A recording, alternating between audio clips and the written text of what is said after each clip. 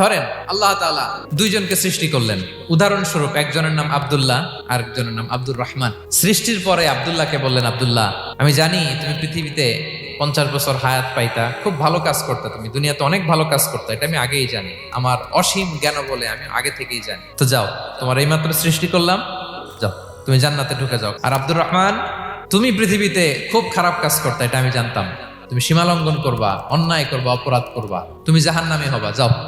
যেহেতু আমি জানি পরীক্ষার আর দরকার নেই, তোমারে জাহান্নাম দিয়ে দিলাম, যাও ঢুকে যাও। সে বলবে, আল্লাহ এই মাত্র আমারে বানাইলেন, সৃষ্টি করেই বলতেছেন তুমি জাহান্নামে যাও, আর বলতেছেন আমি জানি দুনিয়াতে পাঠালে তুমি খারাপ কাজ করবা, তুমি জাহান্নামী হবা, পাঠানোর আর কি দরকার, আগে থেকেই জাহান্নামে যাও। আল্লাহ আপনি জানলে জানতে পারেন, আমি তো জানি না, ঠিক কিনা বলেন?